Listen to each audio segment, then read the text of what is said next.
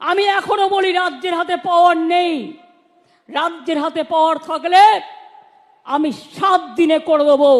যারা ধর্ষক করবে তাদের একমাত্র শাস্তি ফাঁসি, ফাঁসি, ফাঁসি, আর কিছু নয়। এই একটা কাজ করলে মনে রাখবেন সব ঠান্ডা হয়ে যাবে।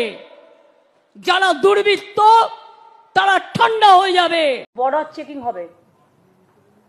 আমার রাজ্যে আগে আমার চাহিদা মিটবে, তারপরে বাইরে আমি মেটেরিয়াল পাঠাবো। আমার পেঁয়াজ চলে যাচ্ছে বাংলাদেশে, আমি তো যেতে বারণ করিনি। আমার পোষাবে তারপরে তো আপনি দেবেন। নাসিক থেকে নিক, কোনো অসুবিধা নেই, ওই নাসিকে পেঁয়াজ বেশি হয়। আমার পেঁয়াজ এখানে বিক্রি না করে মুনাফাখোররা চলে নিয়ে যাচ্ছে অন্য দেশে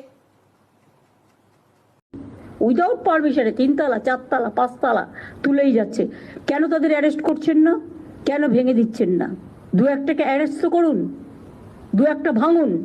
আমি বলবো স্টার্ট ফ্রম মাই হাউস।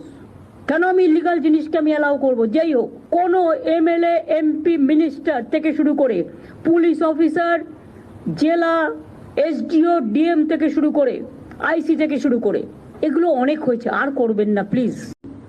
আমি একটা রাজ্যের রেভিনিউ পাই, সেখান থেকে সেন্ট্রাল গভর্নমেন্ট টাকা দেয় না। কোত্থেকে চালাবো জানি না, 3 বছর ধরে ফেস করছি। তার মধ্যে আরো 5টা রাজ্যের সবকিছু আমাকে টানতে হচ্ছে। লক্ষ্মীর ভান্ডারও সে পাচ্ছে, স্বাস্থ্যসাথীও সে পাচ্ছে, বিনা পয়সা রেশনও সে পাচ্ছে। তো কোথার থেকে পাবো আমি এত টাকা? আমার কাছে তো সেই ট্রেজারই নেই যে আমি 5টা রাজ্যকে টানতে পারবো। থাকলে করে